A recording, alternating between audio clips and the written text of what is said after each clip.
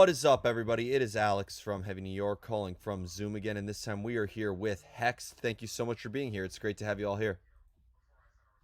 Thank you. Really Thank nice you. to be here. Thank you, Alex. Yeah, it's so awesome to have you here. Pagans Rising is an absolutely kick-ass album. Thank you so much for giving us new music to make 2022 an even better year for heavy metal. For people who haven't heard the album yet, could the first two singles that you released serve as a good representation of what the entirety of this album is going to sound like, or is that just scratching the surface and there's a lot more to be discovered? Now, that's what you can expect of the sound regarding the whole album. I think it's significant for the rest of the album as well. But also there are more dynamic tracks on it as well. But yeah.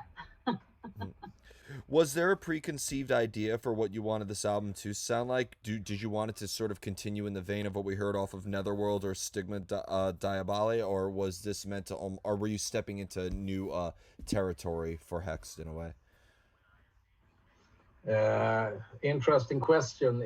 Actually, due to the pandemic, we sort of, like every other band in the world, started starting to be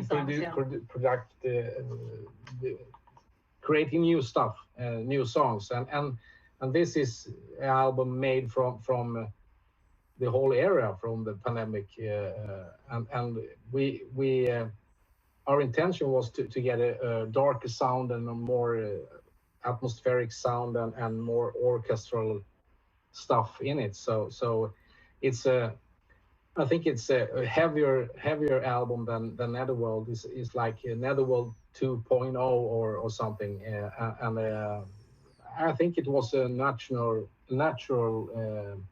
development from the band to go here. So I know it's kind of a what if question, but is it fair to say if the pandemic didn't happen, this wouldn't be the sound off what we would be getting the follow up to Netherworld, right? Do you think it would have taken a completely different direction?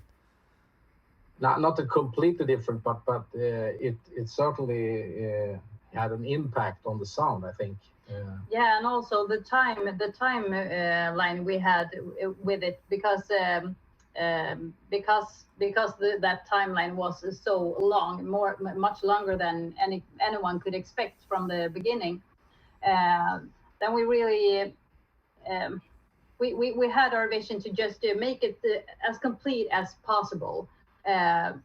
So we added a few things, so to say, which we might have not done if we were more stressing it out. So we really used the time for it. What? Because I've heard a lot of bands, who were writing during the pandemic. That was this for you as well? Was this like the first time you were all doing everything over Zoom in a way, or were you all still able to get together to kind of cultivate these songs? It's a mixture of both, actually. So I'm the songwriter on the album for all the tracks, but in collaboration with the other guys, of course. But you use Zoom and Skype like the rest of the world for these 2 fucked up years. But it's a great way to still produce something. And we also have the one studio at home where we record a lot of stuff. So that was not a problem at the time. So we just recorded all the stuff that we had in mind, and the rest we did with the rest of the band, of course, via like Zoom and Teams and Skype and everything. Yeah, it seemed like everybody had to become instantly computer savvy. It's funny, before the pandemic, I interviewed a lot of musicians before the pandemic who told me that they weren't very computer savvy and all this, and now I've never heard another musician say that again after the pandemic. So it did something good. yeah. Every musician might as well said, "Yeah, I learned a new instrument during the pandemic. It was called the computer." Yeah. Yeah, the keyboard. Yeah. Do you feel like Hex music is very conceptually driven in a way? Like, do you all think of stories or meanings before music comes into play, or does music need to be written down before a lyrical idea can really come to fruition? I believe it's a mixture. I have been reading a lot of this theme, which is a concept to this album, before we started the songwriting. But when the songwriting began and we had that development and started to find lyrics and so on, and we there and then somehow in maybe 3 songs in, we decided it to be a concept album. We found the vibe. We found the vibe in the sound and the heavy riffs that were written and everything. So we thought it was suitable for this one.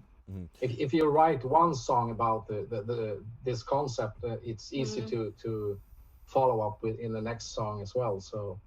I think the heaviness in the album and the darker layers in many of the songs on the album is a perfect foundation for the concept. So being that it's a concept album and it's supposed to be listened to like in a very linear way, is the order that we're hearing the songs on this album the order that these songs were initially written? Did it start off with the title track of Pagans Rising and end with Mortified? I have a perfect answer. Queenstrike, Operation Mindcrime, and Merciful Fate, and King Diamond, and so on. All these epic albums is like the first track, and then all other follows. This album ain't like that. No, it's not a timeline for the songs or the events that we're talking about. It's more like we 10 different stories from that era. Yeah. I wish it was a new Abigail album, but sorry. So, but anyway, you get free to play whatever you want in a live environment. So you can pick the tracks you need for that concert, and you're free to do whatever you want, and that's also good. But and also you want the dynamic following order in the track list as well, because you want to give the listeners something interesting to follow, and I guess you don't have 2 speed tracks after each other. If you just mix it without a thought, I guess it might turn out less interesting. I don't know. But anyway, that's in our minds. So. Everybody listens to Spotify anyway, so they don't give a fuck 1, 2, 3 tracks. They just listen to the best stuff and then go on. It's more for our own thoughts, I guess. Yeah. Well, I love having this conversation because I've always thought that there's a difference between an album being a concept album and an album being conceptual. It's like being not being religious but being spiritual, or vice versa in a way. So like with every different story that this album demonstrates, was there like a lot of research involved? Were you looking at other artistic mediums as a source of inspiration in a way, or did the stories of this album mainly come internally? The stories come from giant research that I have done for the historic perspective in Swedish history regarding the witch hunts in late 17th century. It was through these events that I had read about that the stories came to me, so to say, and all the stories that are told are somehow true, but of course I dramatized it a bit, and also there are some fictional stories to it as well. But the main foundational is actual events. But you have spiced them up with to keep it a little more interesting. Exactly. And the thing, if I interrupt, Pagans Rising. The name Pagans Rising, it's like it combines the 10 tracks to actual fictional event that all these stories it cooks down to one pagan rising, and the rest will follow. So it's a retribution thing. and that's the main thing of the concept. Yeah. So. And making this, you know, being able to, it's fair to say that like this album is almost like historical fiction in a way. Mm. Yep. Yeah. Is there at all like a personal relation that you also have with this story as well, or were you kind of like using this album as a means like of escapism, if you will?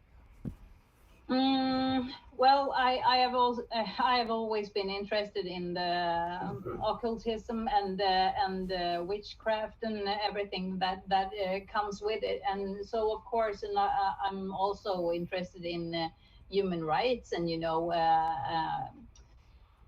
women and men and the history of that, what church have done, for example. So yeah, that all these perspectives came into this concept and this lyric writing. Yeah. And do you want the album to be open to interpretation, or do you try to maybe like engage the listener into the story as much as the music itself? I think it's the last one that we really want the listeners to be engaged in the histories as well, to the music, because that gives a new perspective to the songs, and you can follow the mood swings in songs and everything when you also read the lyrics and the stories about it. But somehow also I think it's important to talk about history, because we don't want that history to repeat itself. So it's I guess it's both. Yeah. We have made some bad choices with that in this album. Actually, this means we don't get to play everywhere in the world because of the not the hate to the church, but the pinpointing at church as the main aggregator in these events. So we're not going to play in the most Christian places in the world. Well, somehow we may seek some apologies and some official statements for these poor women that got innocent killed and went through torture. Really, it's awful things they went through. So somehow we wanted to lift that story as well. Yeah. Did you ever read The Crucible? That wasn't an answer to your question. No, it definitely did. And did you read The Crucible about the Salem witch trials? Because The Crucible is one of my favorite plays of all time, and I've always wanted to see an album kind of inspired by that. I've never seen a concept album by that. Do you think that maybe this is going to be something that you want to explore in the future of Hexed, or do you think that this concept should really just remain on this album? No, I'm open for it. Really, I don't close ideas at all, because somehow you just can keep up the thread you have and start spinning it again, and maybe we'll evolve. Maybe it will turn out to something else. Yeah. Yeah, definitely. The band name Hexed. is the first album wasn't about this things. It was more like what are the lyrics for the first album. We're not going to talk about this album, obviously, but this, the two different albums. But like Tina say, we're open for everything in the future. So because this is just a small part of what was happening as you were speaking of, and I don't know. I really love digging in history, so it might turn out to something bigger and more. Yeah, it's and it's interesting you mentioned that. First off, going back to what you said a little bit earlier, that you may not be able to play in certain shows, I say fuck it, play a show in the Vatican. Who cares what'll happen? What's the worst that could happen, right? Right. Yeah, thank you. Yeah. I would. Yeah. Where's the signs of repentance? One of my favorite stories is when Megadeth was on a tour, and they said that they were part of a gospel choir to some Christians, and it goes, yeah, we're part of a gospel choir. We're called Megadeth. Yeah. So, It, you know, Yeah. people will believe anything. Just say people tell them that Hexed is anti, and they'll believe it, and then you'll play a show, and Yeah. they'll learn the hard Yeah. way, and they'll chase you out with some pitchforks. You have to run a little fast, maybe leave some gear behind, but it'll be worth it. Great promotion and great publicity. Yeah, you Yeah, sell great publicity. records and you get gigs. Exactly. Exactly. You know, I think if you got kicked out of the Vatican, that's great promotion. You know, Yeah, Best, the the best. best. yep. So just Everyone would hear her name. yeah, So- definitely, and bring Behemoth up as a special guest too. But Yeah. That would be awesome. do you feel like exploring more concepts too? It opens more doors for the band instrumentally as well. Yeah. That's one for you. Interesting question again there. Yeah, I think on this album we have a collaboration with a really talented guy, Jonah Weingarten from Parmes. And in the beginning of the songwriting, I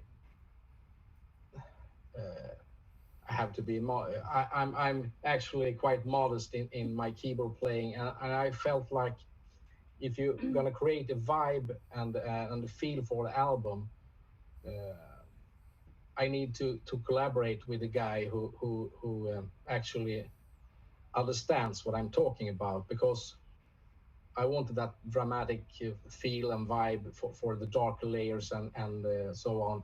And I did all the ideas and everything, and I felt this is actually good, but it can be better, and it can raise the feel for the songs in a better way, and therefore I had to play more keyboard during this period, as you asked, and yeah, I think it during this time everybody like edging up their skills in everything they doing, so even vocals and so on. Yeah, and keyboards I always thought like have like can go one way or another instrumentally with a band like the black metal band from Austria, Harakiri for the Sky. They use very raw keyboards. It sounds like a grand piano. But then you have bands that use synthesizers, and then you have bands that use organs. It almost seems like there's so many different ways. You could make the same song but with a different type of keyboard effect, and it's gonna have a completely different vibe. We actually played with Harakiri for the Sky at the festival in Malta, and I was blown away. They are a really amazing, great live band. And I noticed, like you said, you have like the Deep Purple Hammond style, and you have like the disco metal and so on. And there's a huge spectrum of variety in the keyboard layers. And we wanted it not to be too like popular, like disco and synthesize keyboardish. No. We wanted it more to be like layers, but you need that airworms to get in your head. So yeah, the it's airworms that were existing already in the guitars and everything, but you lifted it up with the keyboards as well, and also the keyboards added this kind of the mood swings and the and the I don't know the vibe for the whole album. That we wanted to have I don't know, we listened to a few, and we have heard him play a lot in Pyromace, and we thought that Jonah would be really the guy to do this interesting and so this dramatic and majestic that we wanted to have. Yeah, keyboards, like, and even just raw piano alone, it can make your band sound like Billy Joel, or it can make your band sound like Life Lover or Suicidal Black Metal in a way. So I feel like the sky's the limit with keyboards in a way, and I think that's incredible. And you mentioned seeing Harakiri for the Sky. They're doing their first North American tour here, and I cannot wait for that to happen. Amazing guys. Yeah. I interviewed them at the very beginning of 2021. Great guys as well. And do you feel like with the making of this album, I'm kind of like asking this question a little bit prematurely, being that Pagans Rising isn't even out yet, and I kind of touched upon it earlier. But do you want to maybe step into more uncharted territory in the future with the album, or do you want Hex to maybe kind of like have its own sound that defines who you guys are?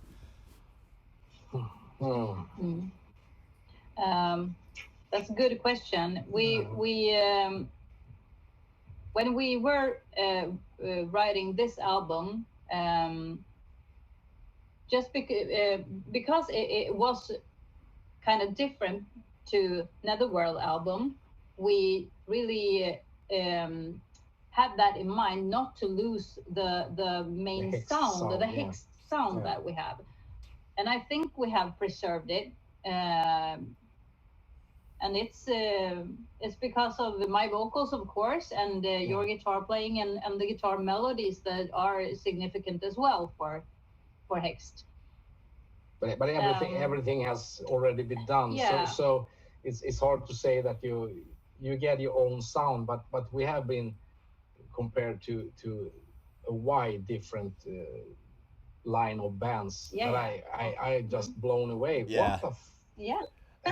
There's no resemblance at all, but they see something for the listeners. Yeah, for the listeners. Yeah. So it's interesting. I could see people who listen to Neobliviscaris or Persephone appreciate Hex. I could see people who like Dimmu Borgir appreciate Hexed. I think people who appreciate Scar Symmetry or Dream Theater or At the Gates. I think there's a whole variety. All my favorite bands. Yeah, all the favorite bands. Really? Well, hey, I'm glad I hit the nail on the head with that. Yeah.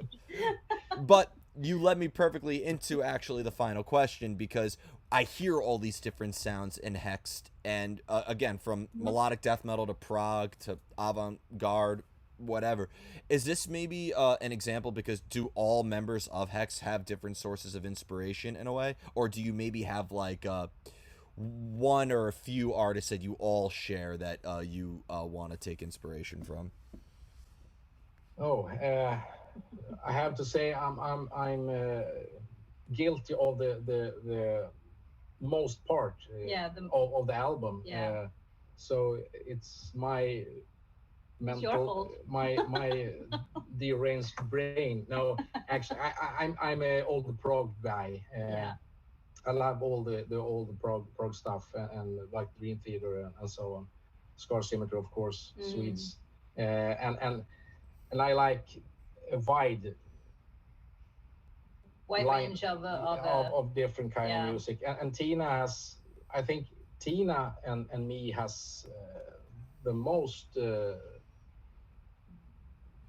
connection regarding which bands we are grown up with and liked. I think so in a way. But we have like Daniel, for instance, is a huge black metal guy, and we have different styles also in the band. So, but since I wrote the major part of this album, I'm guilty for the variety. Yeah. And variety. Yeah. You're guilty. You're the guilty prog fan, so you're going to be the reason that all of your songs are 27.5 minutes. Exactly. Yeah. Everybody's cutting down the songs. Not 12 minutes again. Yeah. I was just at Porcupine Tree, and I got to tell you, I love that band, but man, you could be 40 minutes late and make it before they get to the first chorus. So. Yeah, exactly. Yeah. So that was the hard part for Stellan when he wrote all the songs, just to break it down a bit, because but this time we did a vinyl for the first beautiful real cool vinyl, like anyway, and then you can't make a vinyl too long, so no. An LP has a certain amount of minutes, and I was cutting them down, and I was my god, this is only 5.5. What am I gonna do? So it's like two versions of the songs as well. So the CD has a longer version and than a couple of tracks on the vinyl. So. Yeah, and also Stigma, the radio edit, as a radio edit. Yes. The prog nerds. the vinyl just has the abridged version. That has to be torture, because I notice prog fans are the biggest vinyl enthusiasts, but none of the songs that they like could be put on vinyl. Exactly. Yeah. Like one Dream And Theater. also the small combining stores comes with a vinyl. Yeah. Oh wow. But a prog Yeah. vinyl is like 2 songs long, so Yeah, I was just recently in Stockholm over the summer, and huge shout out to a sound pollution coolest record store I've ever seen in my life. Yeah. yeah. And they had all the black metal, all the death metal, everything I love. But I noticed that they had prog CDs, but not many of them on vinyl, and now I know why. Yeah, now you know why. I think the limits is like 50 minutes or something, then you're full from the LPs. Wow, that's one Opeth Yeah, you song. don't want to lose too much of the sound on the vinyl, so the good sound. Yeah, that's just 50 minutes. That's one Opeth song. That's so sick. Yeah, exactly. Yeah. So before we go, I want to thank you both so much for your time and for such a fun and awesome conversation. Is there just anything else with Hex that you would like to promote for the release of Pagans Rising, whether it would be the message that's demonstrated on this album or any tours or shows coming up that you'd like to plug? We have one show coming up in Norway by the end of October, 29th. 29th is a 2-day festival. October. Yeah. Along with Conception, Kampfar, and John Lande. Yeah. It's a great vocals. Amazing artists. Yeah. And yeah, so that's a shout out for eventual Norwegian listeners. Yeah.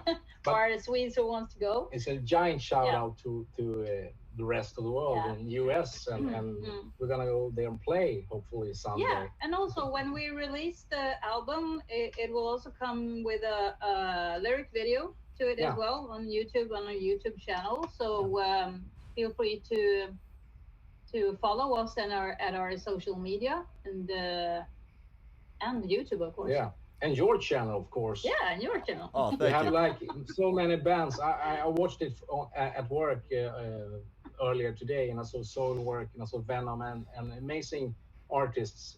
Really good job. Thank you. Really good job, Alex. And thank you so much. And another amazing artist featured on here, that being Hexed. And the day that you're playing in Norway, ironically, is the day I'm finally seeing Harakiri for the Sky. Wow! So, we'll have a good one there. Give a shout out from Hexed, guys. Absolutely. Guys. Thank you so much, everybody. We are here with Hexed. Be sure to check out Pagans Rising, coming out September 30th. We will see you next time on Heavy New York.